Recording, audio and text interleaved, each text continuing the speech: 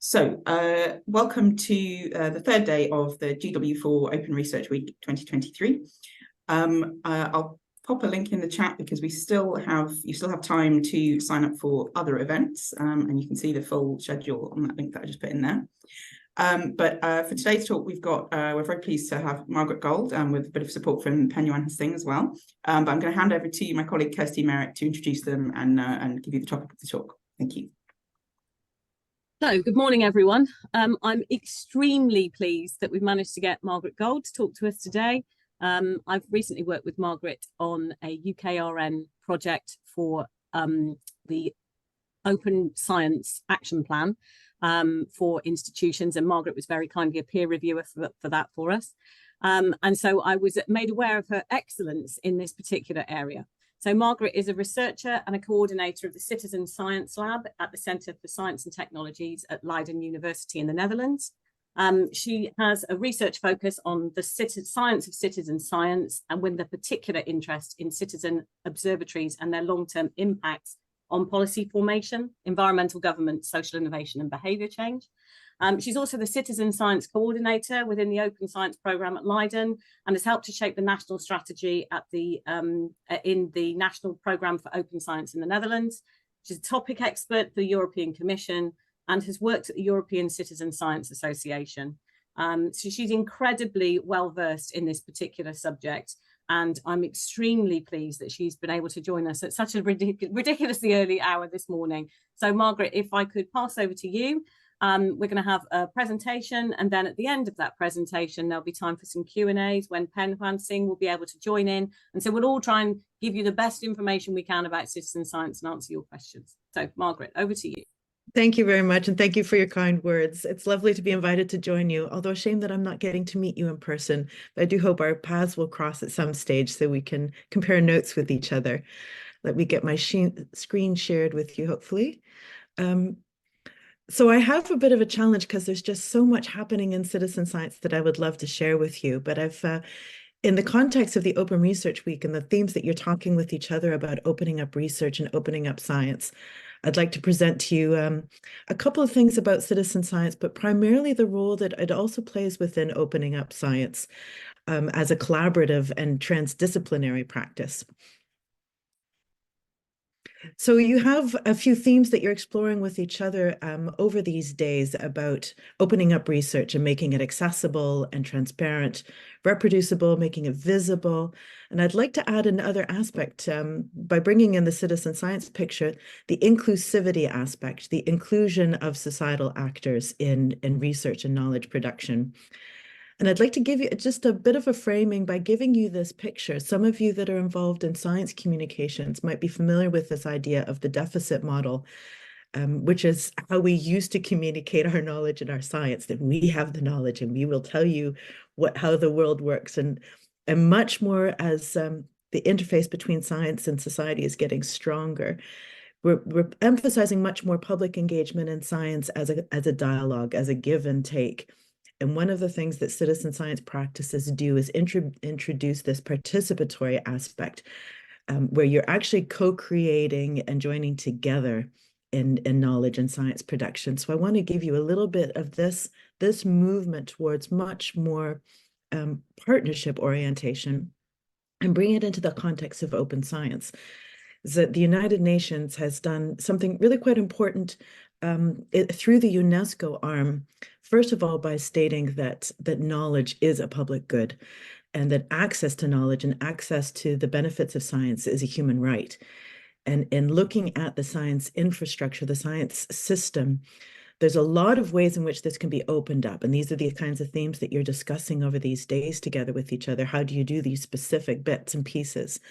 But the part that citizen science fits into this picture is this core concept of opening up science also means increasing collaborations with societal actors and opening up to the engagement of societal actors throughout all of these processes. So just to pull out a few things from that really big text, it's that engagement with different actors from society in different roles and their open engagement in these processes. And this is what citizen science practices are bringing into this as one of the core elements of opening up science. But there's other aspects to it too. if we look at the concept of knowledge as a human right, or access to information and knowledge as a human right, there's another way of looking at opening up science that gets in more into the thinking of the knowledge commons and the idea of it also having for example, if we talk about environmental justice, if we talk about involvement in improving our living environment and taking better care of our planet, that there's an environmental justice aspect to it, where you want to be much more recognizing of the wider range of voices and people that have a stake in the outcomes of knowledge and science. And I do want to pause for a moment and reflect on what are we talking about when we talk about citizen science. And my plea is always to think of it as a hashtag, a keyword, a search term, a way to help us find each other and what is actually a really wide range of types of practices. And this picture comes from a nice piece of work that deserves an update, because since 2016, there's been huge progress made. But if you look at all of the types of participatory practices, they all have slightly different names. And every time I talk to colleagues in different domains, we have a conversation about these types of participatory practices. And it almost ends with somebody saying, oh, but we do that already. We call it patient as co-researcher. And so in each domain, there are ways that you can engage societal actors in a genuine participation. And it's very adjacent to public engagement practices more broadly. So there's a lot of things that are quite interrelated here. And of course, these types of practices you can apply to absolutely any domain of doing of learning or research or exploring the world and how it works. These types of participatory practices can be applied in pretty much any area of investigation. Not, of course, every type of research question. It doesn't lend itself to all research, but in every domain there's potential. And it's extremely old practice as well. The term citizen science is fairly new, and it's still going up the hype curve, so to speak. But if we look at how people have been participating in science, it goes way back. This is one of my favorite examples. If you look at the Japanese court diaries of the Edo period, the Japanese cultural phenomena of the cherry blossom viewing and such a big role it plays in the social fabric that people go out under the trees and picnic. Watching when the cherry blossom trees were going to blossom was a big thing. And in the Edo period, in the court diaries, you see the large number of people from different roles in society were observing what was blossoming where and sharing this news to be reported publicly so people could time their picnics under the trees. And this continues to this day. This is the annual crowdsourced cherry blossom timing map. I've got an old snapshot. Of course, it happened again this year.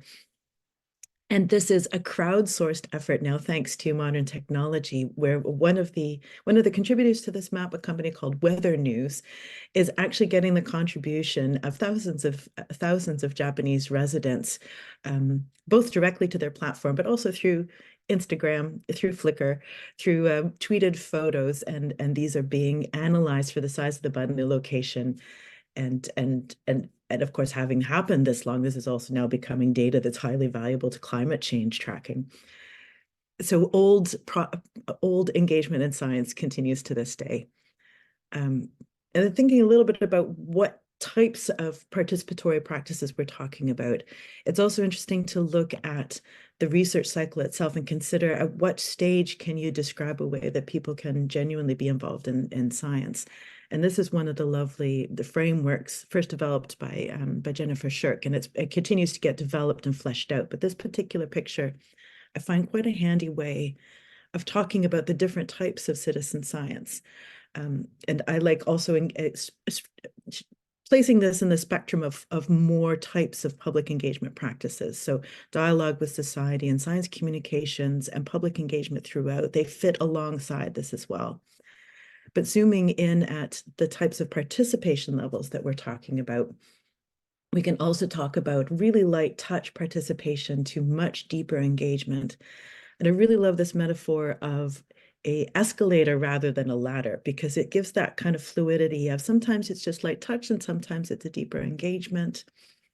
Muki Hakle at University College London has dove into this concept by bringing out some really specific examples of what scales of participation we're talking about, bringing it into the UK context. And so if we just talk about the number of citizens in Europe in total, and they are watching the news, they're watching news as TV programs, they're reading science news. There's various places that just in our daily lives we might have some access to scientific information. But then you have people going to the London Science Museum every year, an amazing 3 million annual. This is a pre-COVID figure. I'm curious how it's recovering now, but it's a really sizable number of people actually go looking for interesting science inspiration or some engagement with science. The Zooniverse platform, which is one of the well-known citizen science platforms that you can do citizen science from the comfort of your home, at your own computer, just in your own time, a lovely activity. The number will be larger by now, more than 1 million people having participated in Zooniverse projects. Then you've got volunteer computing. That's a bit more niche, putting something on your computer to help computations in the background. Engaging in bird observations, supporting birds, bird reporting, the annual backyard bird count or the annual Christmas bird count. And then people that are really involved in hands-on DIY biology, synthetic biology, for example, or the iGEM competitions. These are also a form of much more engaged participation in science. So you've got these different levels. And of course, the deeper you go, the smaller number of people you have. And a final way to finish getting our heads around what are we talking about with citizen science, a really useful place to look at it is the 10 principles of citizen science, which describe the ethos. What is it that we're trying to achieve working together, and what do we want to be aware of when we're designing or starting a citizen science engagement? And I'll just touch on the first 3. Not all 10, but it's a really useful resource to engage with all 10 principles. And the first is that the participation is genuine. It requires the genuine participation of citizens or societal actors. And by the way, the scientist is optional. Science can, robust, good quality science can be completely done by grassroots groups or societal groups. But there is a nice role for scientists as an initiator or a supporter, or as a consultant, as an advisor. But at the core, it's societal actors that have a genuine participation. Second aspect is that it is real science. We're talking everything we're talking about that applies to good science applies to good citizen science. It has a genuine science outcome. Not necessarily a publication. It could be the data is scientifically useful or informative. It could lead to policy, data-informed policy. It could lead to well-informed actions, management decisions, more local level policy. So, but the type of role that genuine science also plays. And the third consideration, and this is really an important one, is that everybody that's participating benefits from taking part. Because when you invite people to engage with you and do science together with you in whatever form it is, it's an implicit promise that the time that they're spending, that they're donating, has value, that it has genuine value. And you want to make sure that that value is given back, whether it's the joy of discovery or the sociability of the activity together or information they find important or an area of research where something for them is at stake. You want to make sure that something is received back. At the very least, that the findings are always shared, they're learning as you go, that there's that feedback loop throughout. So I'll spend a little bit of time giving you some examples to bring it a little bit more to life. The best known types of citizen science are the ones where you're contributing data, you're helping to gather data. And the main value to research of this is that many hands might make light work. And it could be that the processing of something that would take a lot of time through many hands goes faster, or it could be filling in data gaps. It could be filling in time data or geographical data that's otherwise not captured and it would otherwise not be missed. And the most famous examples and well-known examples here are the nature monitoring, biodiversity monitoring projects that people can contribute to. And there's quite a few different mobile applications and platforms and communities that make this possible. iNaturalist is perhaps the most famous worldwide.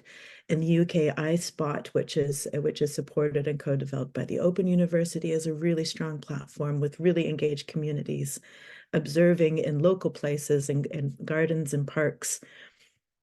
And all of that data is brought into the Global Biodiversity Information Facility, which is a really robust database that shows not only historical collections, but current collections and these current observations about biodiversity around the world. And this picture, once again, deserves an update. This is the 2019 picture of just how much data in that database is generated by citizens, by people taking nature observations and making those contributions. And this data feeds straight into the monitoring of one of the UN Sustainable Development Goals, most specifically the Red List Index. So monitoring species at risk, species that are at risk of extinction, lower levels of concern, higher levels of concern. This data feeds directly into monitoring these. And there's a number of different types of citizen science projects that are feeding into the Sustainable Development Goals. And just to give you a different type of environmental research, biodiversity research that people contribute to. It's not just app-driven, it's also out in a location looking and feeling, which is a much more rich science engagement activity. The example of the big seaweed search. And this is a collaboration between the Natural History Museum and the Marine Conservation Society. And it's been running for many years now. I don't recall the exact number of years, but it's a good 6 or 7 years that it's been running. And people are going out into coastal areas all across the UK and observing specific types of seaweeds. And a really high number of people have engaged in these activities, donating their time and sharing these observations. And it has allowed the lead researcher and the two organizations collaborating on this to get a really clear view on the health of important ecosystems in these seaweed inhabited coastal areas, and how changes in the ocean temperature and acidification are affecting these native species or even invasive species coming in because of those changes. And this is also part of the Red List Index. Then we've got the analyzing data side. These are also fairly well known. That I mentioned this universe as a platform that supports this. So where you have scientific investigations that have taken a huge number of images, for example, the Mars rover taking images of the surface of Mars at a level of detail that had never been captured before, partially thanks to the power of BBC and Stargazing Live.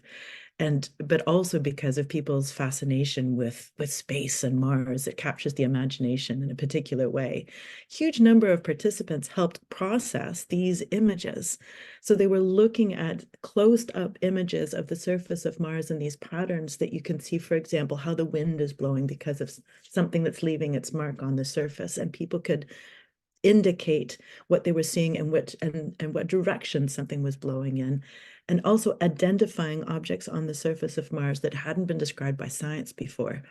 So looking at these big green areas described by science, and then the involvement of volunteers on this universe platform that filled in so much more information, the red dots. This is new information available to science. And this kind of level of detail, where the blue dot being places that are now investigated at detail, thanks to the volunteer effort, and yielding new findings and new science. And another powerful one is, for example, the Australian Atlas of Living Australia, which is the biodiversity collection, both digital and historical digitized collections in Australia, where people are helping to transcribe. You just see it in one of these images, the labels that describe the species, who found it, where. All of that is important scientific information, but if it's just in a photo, it's not searchable. So volunteers at the Atlas of Living Australia are transcribing these labels and have processed well over 1 million specimen labels, making this available to research, which is an astounding effort, volunteer effort, but a beautiful way of also engaging people with collections that are usually hidden behind the scenes and not visible, as well as engaging people with the natural history of their own home. There's many examples to tell, but I want to touch on some of the less well-known ones, just to bring this a little bit more to life to you about these different flavors of citizen science at different stages of the research cycle. So how can you be co-creating with actors of society at the protocol development stage? How do you design how you're going to investigate it and what you're going to investigate it and how you're going to collect the data or collect the insights? How can you be collaborative already at this stage? And the main value to that type of approach is engaging people and their voices and their insights at an earlier stage of the research process, which is also a way of adding to the quality of the research. And one of the examples, this is a Dutch example in a neighborhood in Amsterdam.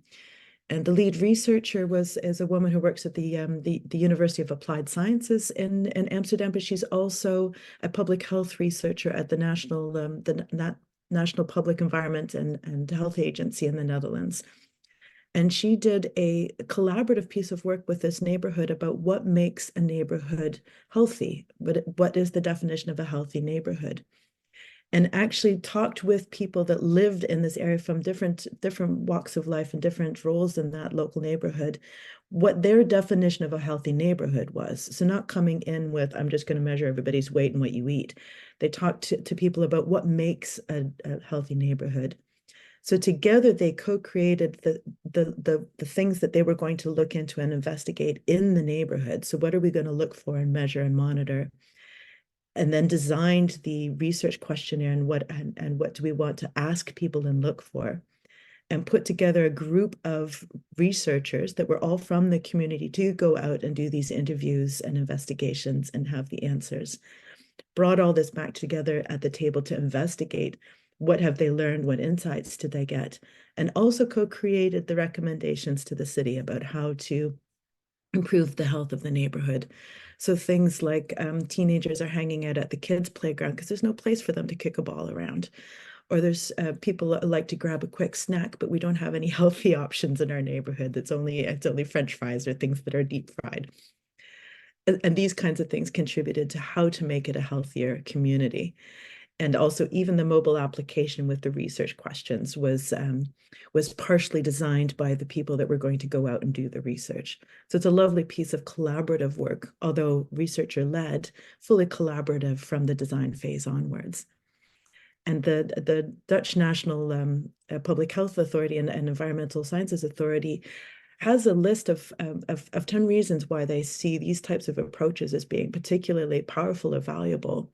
And just to pull out two, this idea of tapping into local insights and knowledge, so you get a much richer picture of the complex realities of all of the factors feeding into a phenomenon or the thing that you're investigating. And also bringing research much closer to the things that people care about or much more urgent for them.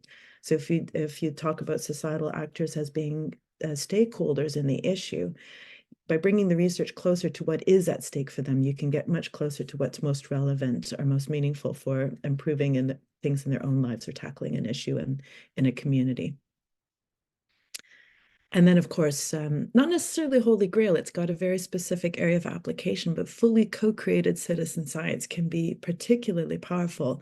And here you get examples that are not necessarily researcher-driven. Here you get a lot of the examples that are grassroots-driven, where a community is itself taking charge of investigating something that it finds very important.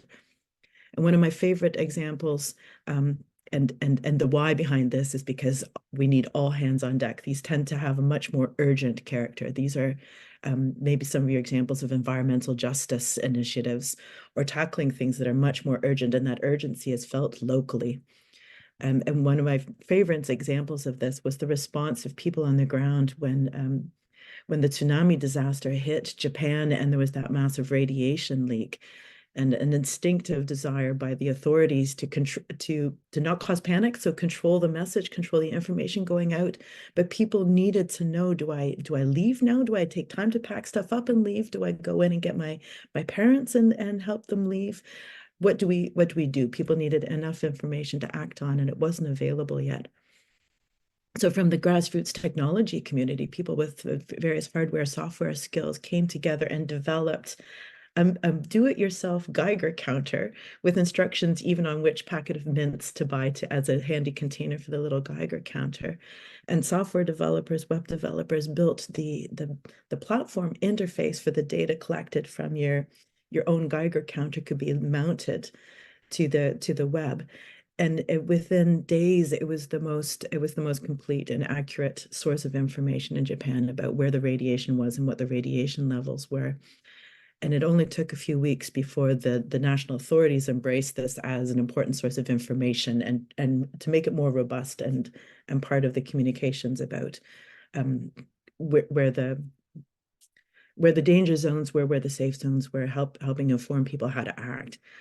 And this platform is now, the SafeCast platform has continued to develop and be used to this day for radiation measures and other types of measures, also in robust formal research and monitoring, as well as many more kinds of grassroots initiatives.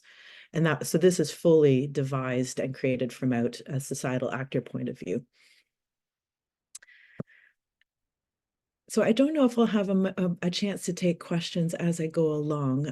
So perhaps I'll save some questions at the end, but I can imagine that might have raised questions for you already. So please take a moment to throw them into the Q&A, and I hope we'll get some time to come back to it later. But I just want to share a few more things with you on developments that have been happening on the policy level. So how do we support and sustain citizen science practices? I want to tell you a few things about these waves of support. So first of all, coming from that UNESCO recommendations for open science, there's also a global citizen science partnership that's been engaging with UNESCO on these topics, particularly with the recommendations for how do you engage societal actors. So there's a piece of advice that we wrote, and this is the record, and I'll make sure you have my slides later to have all of these links. But how do you open up science to society from a national science infrastructure point of view? So these are recommendations to nation states. How do you support it with funding? How do you support it with these types of practices in research careers, in grassroots initiatives? And to pull out just a couple of the really tangible examples, one of them is knowledge exchange, enabling the sharing of know-how and practices between each other. And this has relevance in a research environment as well, sharing amongst your colleagues, between faculties, between domains, between universities. So find others in your domain at the other partner universities in the Alliance to exchange notes with and learn from. And then the enabling environment in your context as researchers, how do you support people doing these types of practices? Because it's a different research methodology. From the examples I've described, you can probably imagine that communications is one of the biggest aspects of the success of those projects, reaching out to engage people, keeping them informed. So an enabling environment might be communication support or event support. And then at the European level, there's been the number one thing I want to make sure that you know about is the EU Citizen Science Platform. So this is a platform across all of Europe that's been built with European funding and continues to be built, where you can find a large number of resources. So just to highlight a few of the types of projects and resources that you can find on here. One that's just been published is the Citizen Science Starter Kit, produced by a university in Brussels who's part of the Utopia European Universities Alliance. And it's a fantastic starting point for some of the things I've also been talking about. What are the different types of citizen science? What is the unique value it can bring to the quality of research or the impact of research, or the impact of the engagement with society, and some basics for best practices and how to get started. And you can also find some amazing projects there. So just to highlight two that are currently wrapping up that were funded by Horizon 2020, but both relating to citizen science within universities. The Time for CS project that looked at how do you support within research institutions this way of opening up science to engage with societal actors. And also the Incentive project that looked at how do you build citizen science hubs within a research institute. And that's the kind of support mechanic for how do you provide communication support, event support, and also support this engagement with societal actors, perhaps even literally physically around your university and the local community. So both looking at two different aspects of embedding citizen science in research practice and research institutes. Very informative sources of information at both of those. And the ongoing development of this platform is currently happening in the European Citizen Science Project, with particular attention on the capacity building aspects. So there's lots of new training resources that are coming onto the platform through the European Citizen Science Academy. There's a network of ambassadors across different countries that are helping promote locally amongst practitioners, but also grassroots initiatives, citizen science practices, and help building the connections there. But there's also a focus on connecting with much more formal research and the concepts of research excellence. So raising awareness of citizen science practices, for example, with the Marie Curie Alumni Association. So lots of levels of engagement happening at Europe that I encourage you to connect with. And any of you that are fundraising, and hopefully you are now fully part of Horizon Europe again, or soon to be, because we've missed you. We're looking forward to our collaborations healing and strengthening again. But as citizen engagement and societal actors, it's woven through all of the funding programs. So it's in the ERA, it's in the RNI, it's in Horizon Europe. And it's really recognized by Europe that citizen engagement is crucial to all of these missions. You've got the cancer mission, the climate change mission, and the Green Deal, the oceans mission, the soil mission. Citizen engagement and societal engagement is described as a criteria throughout all of these funding calls. And I know that UKRI is viewing it in a similar fashion, that engagement is crucial to many strategically key research areas. So it's also woven throughout a lot of the UKRI funding program. And just to let you know about this particular resource, there was a mutual learning exercise in citizen science that completed just almost a year ago now, with a huge repository of information. And this was a mutual learning exchange between ministries of education and science, between research councils, research funding bodies at the national level, looking at how do you support and sustain citizen science practices nationally. This is the link to the repository of all of the reports. But just to point out one in particular that is probably the most relevant. There's a fairly long link there at the bottom of that table of contents. But one of the topics that we investigated was good practices and impacts.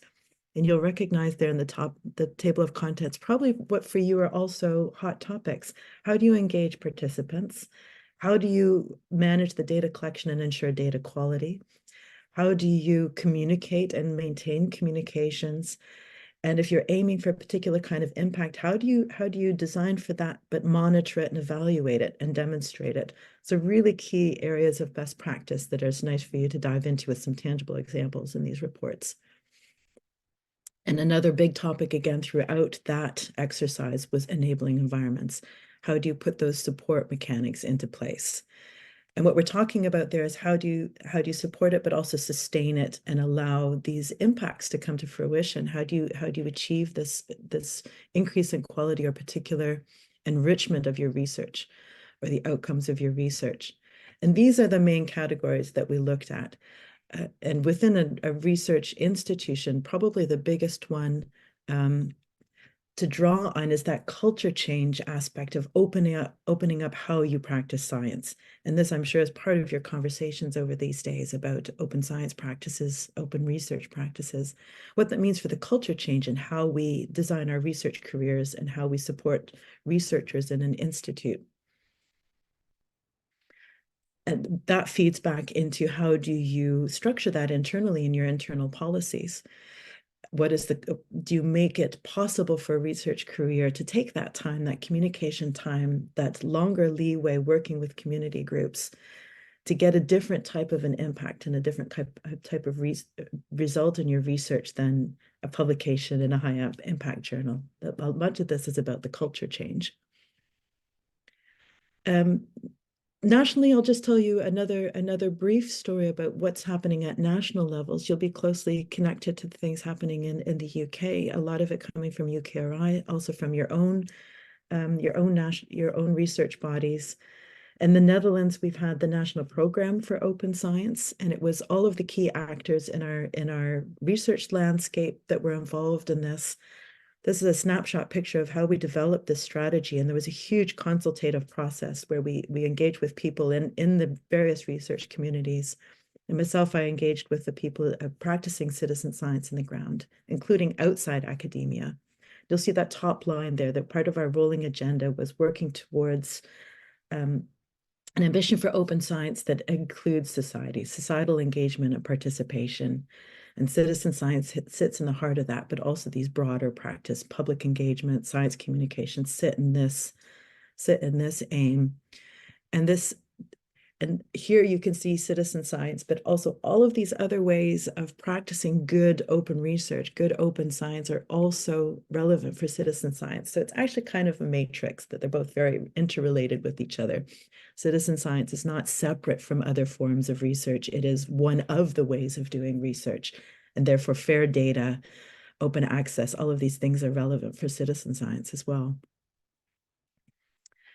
This has led to the start of our first national citizen science network, which is brilliant. We're heading into our second annual network day.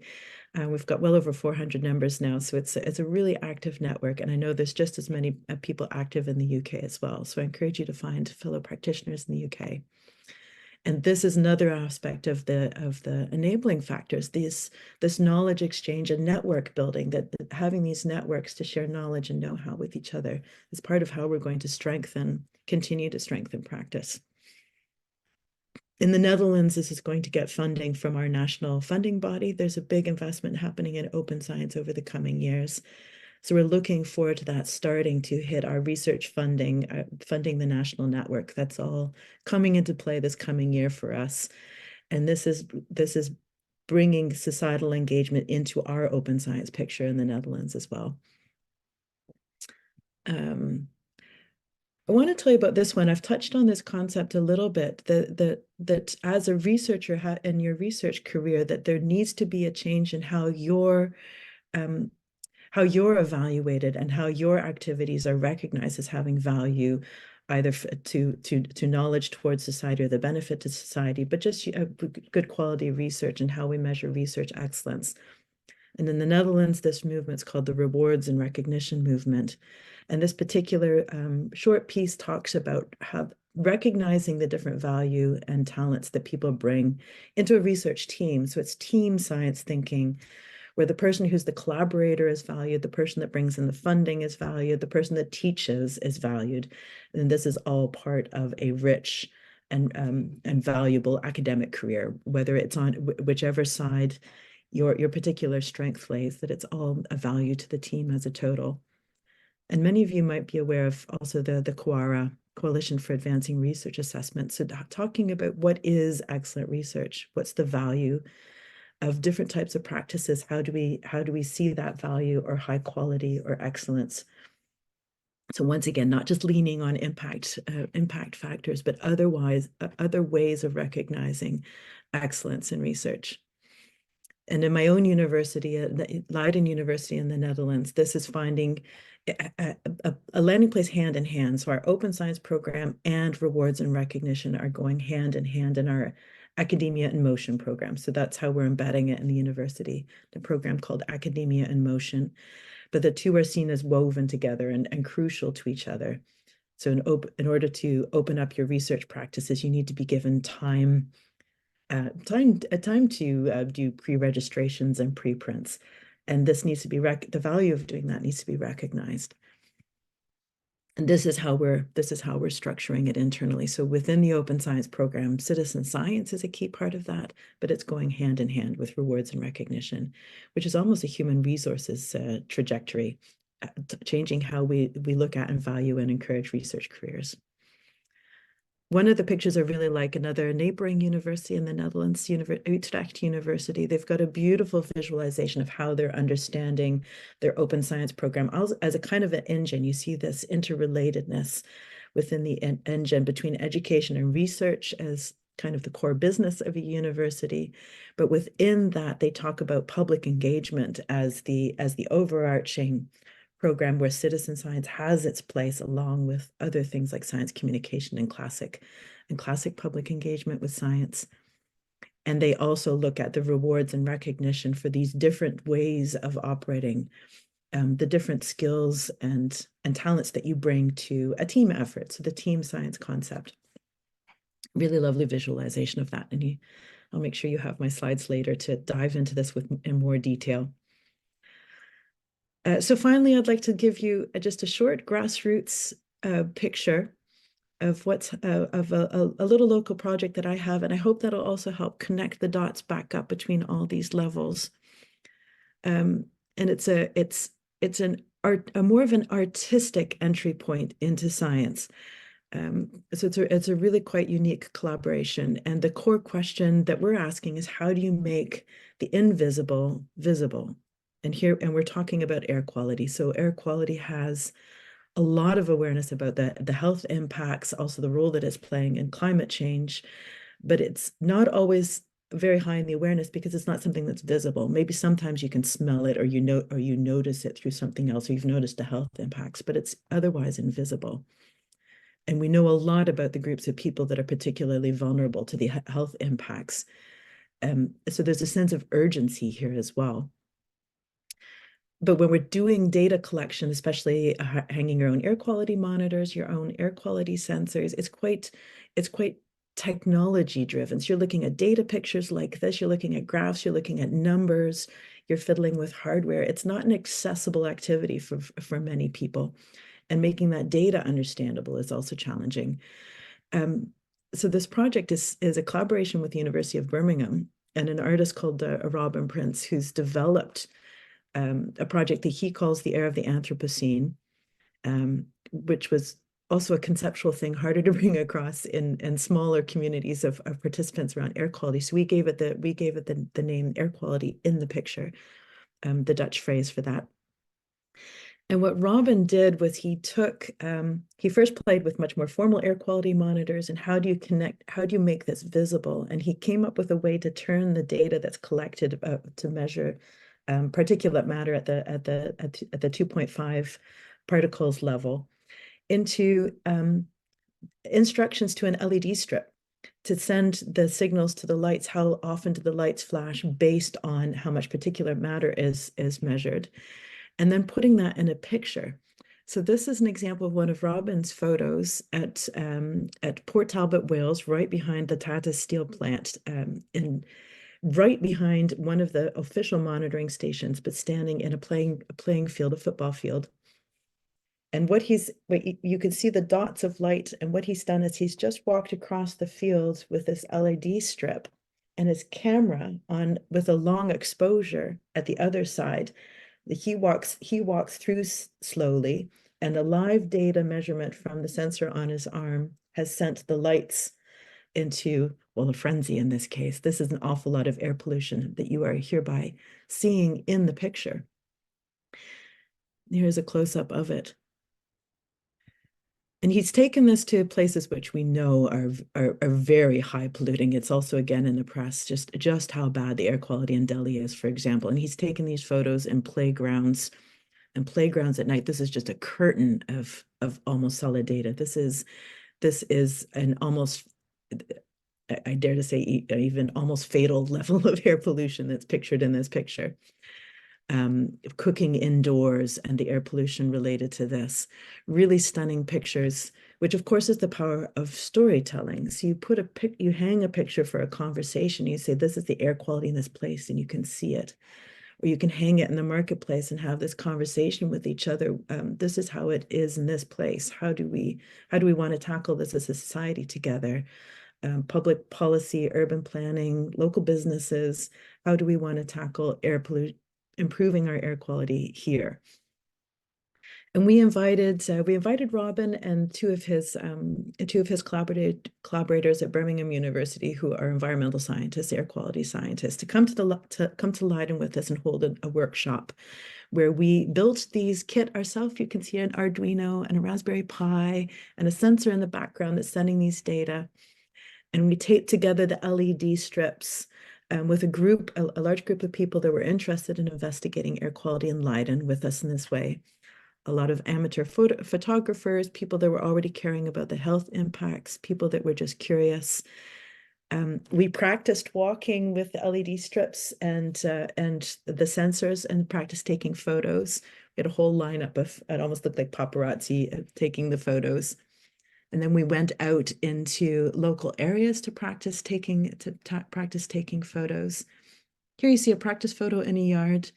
And one of the people that was participating with us was smoking off to one side. So we invited him to walk through this field just smoking, waving his cigarette around. That was the following picture.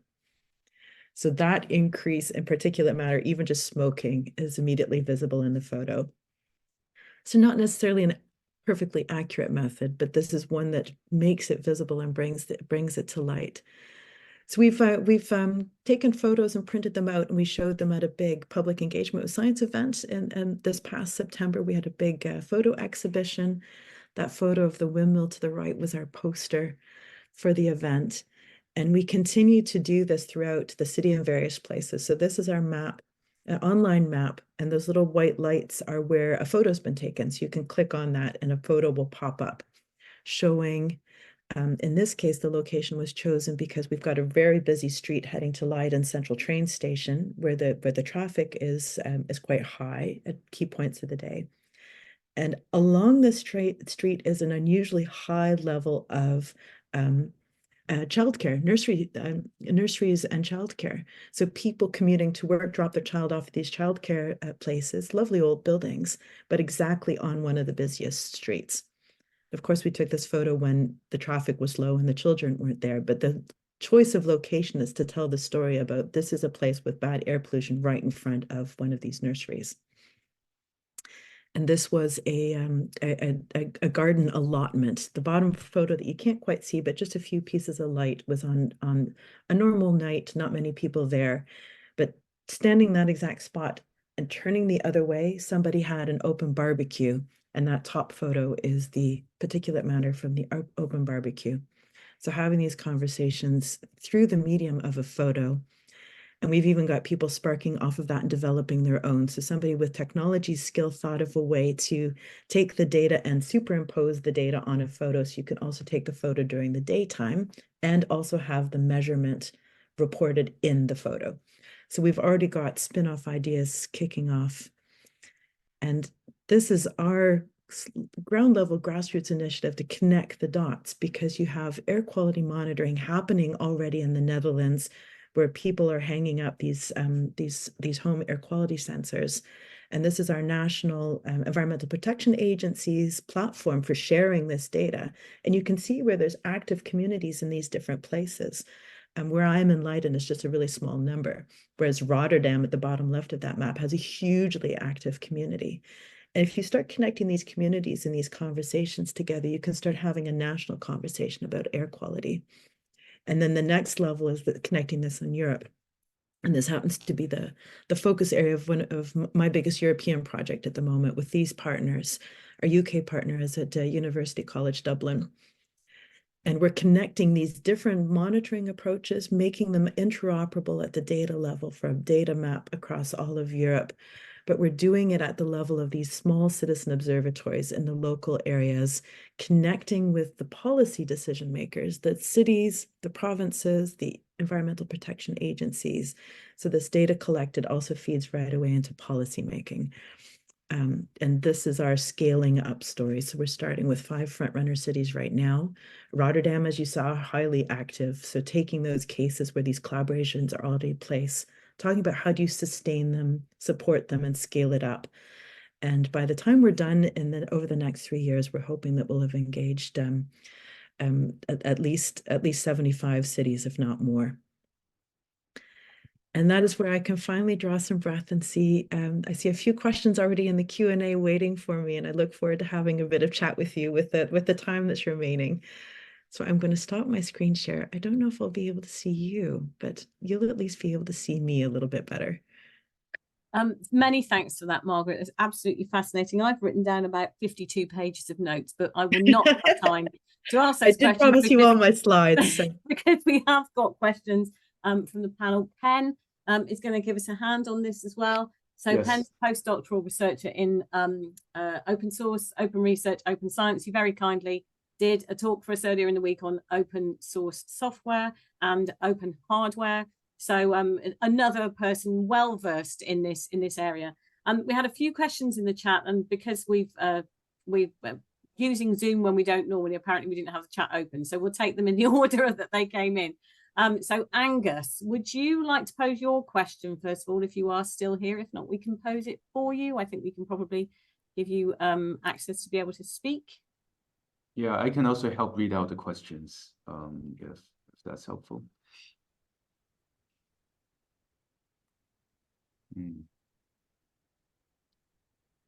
Angus should be able to unmute now if you would like to talk. Can you hear me? Yes. Yes, we can. Yeah. Thank you. Oh, thank you. Thanks. That was a great talk and lots of really inspiring examples. I was wondering about institutional research data management services and whether you know of any examples of them sort of actively supporting biodiversity recording, which happens to be an area of citizen science that I'm interested in and do voluntarily. And I ask because although I do it voluntarily and my day job's connected with research data management, I see no connection at all, and that maybe just because I haven't seen any examples. Yeah, the ones that I know about are actually the natural history museums that are also research institutes. So if I think of the Angela Marmot Centre and the Natural History Museum in London, for example, they're very active in these kinds of support services towards also grassroots initiatives where you have Friends of a Park or the local national protected wildlife protected area where they support bio blitzes or longer biodiversity monitoring initiatives with a kind of a train the trainer process where they're taking the volunteers in those grounds and training them how to run these kinds of monitoring events, also feeding back into identification. So they, within the Angela Marmot Center, they also do ID training, identification training. So it's this whole supportive training loop that leads into the much more volunteer supported nature preservation, natural environment. And the Dutch National History Museum, Naturalis, does this as well, acting as research institutes more than as museums in that particular regard, but also connected to their remit for public engagement and public education on these topics. So those are the particular examples I know on biodiversity. And Naturalis has a very strong working relationship with my colleagues at the University of Leiden. We sit side by side in the city. So those collaborations are very strong. And then within research institutes, universities specifically, the biggest movement I'm seeing is this in the concept of data stewardship. And I think you're having similar conversations in the UK about the role of a data steward as somebody that oversees the good good data management plans, good data hosting, longevity of data, unique identifiers, persistent data, all of these good practices around data practices, and starting to expand that into what is a citizen science data steward. So what is unique about citizen science data that needs handling in a particular way? And there the field of the public health field or the medical field is actually really informative of how to handle citizen data, because of course they're already deeply engaged on this with regard to patient data. So they're highly aware of the kinds of ethical considerations and sensitivities that can attach to people's data. And a lot of this is informing how we look at citizen science data services. So quite a lot of especially in research libraries, this type of service tends to sit. So there's quite a few examples. In my own university library, it's the Digital Scholarship Center that offers this kind of support service towards how do you put together a data management plan, how do you do good data hosting, good data sharing, how do you make it fair? These kinds of issues are dealt with there. Great, thank you. That's brilliant, and very much the kind of stuff that Zosha and I practice and try and preach all the time about good research data management having a massive impact on the design and the structure of even doing a project. So very pertinent to us. Neil, I believe you had 2 questions.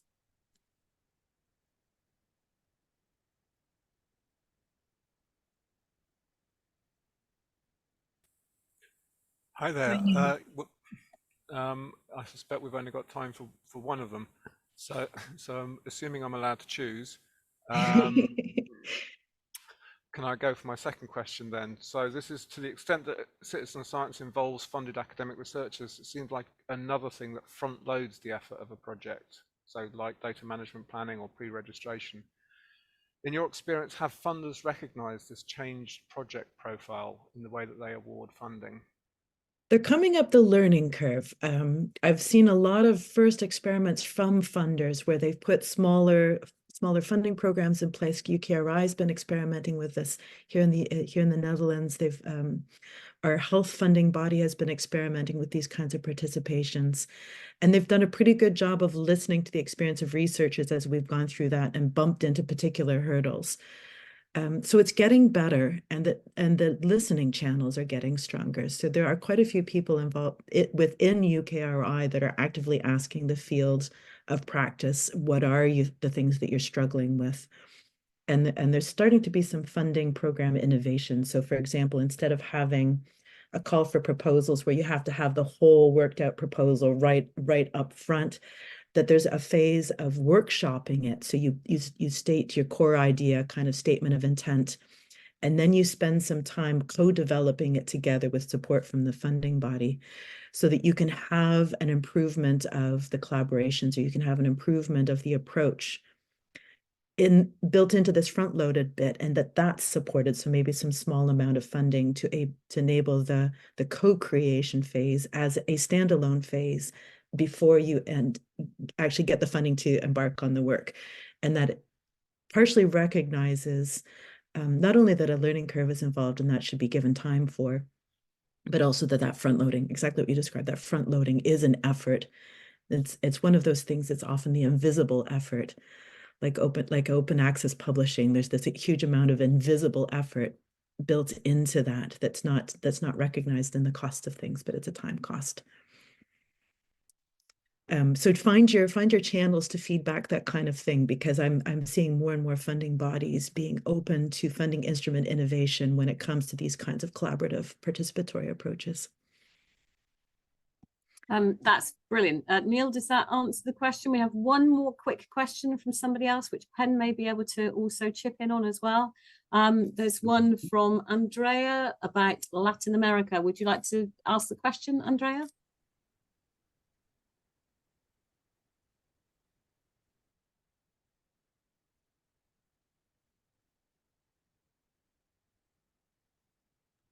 If not, that is fine. I can answer it. I can ask it for you. So Andrea's asking if anybody knows of any projects or examples of.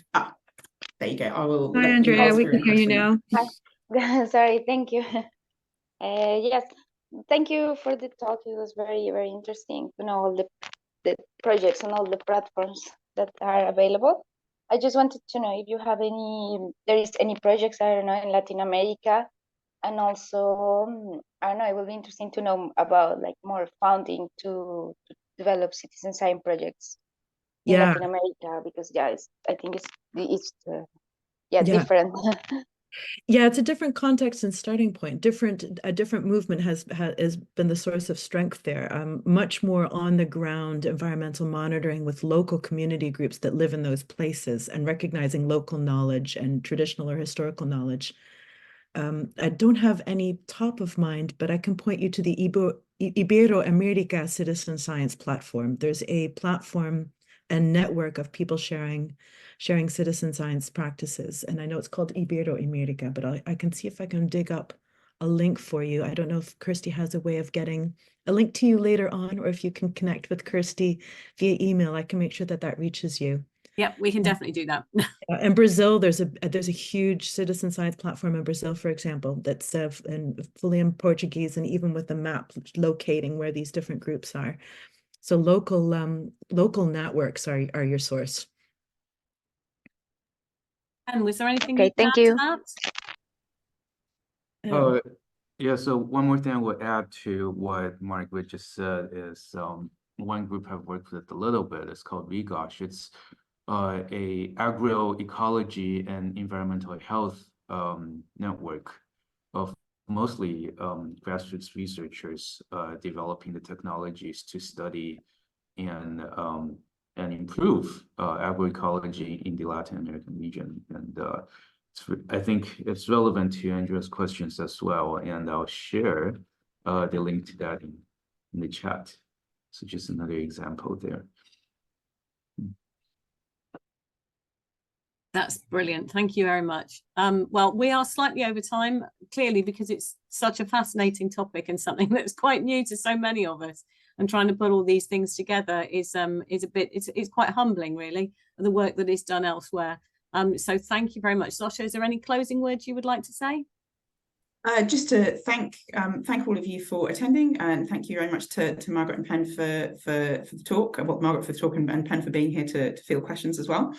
And yeah, just a final reminder that Open Research Week is still going on, and I'll pop the link in the chat again in case anyone missed it the first time. Yeah, there's still time to sign up for events, including the Open Research Prize, which is happening tomorrow. Yes, tomorrow afternoon. So yeah, I definitely encourage people to sign up for that. But yeah, that's it from us. So thank you very much. Thank you very much. Thank you so much.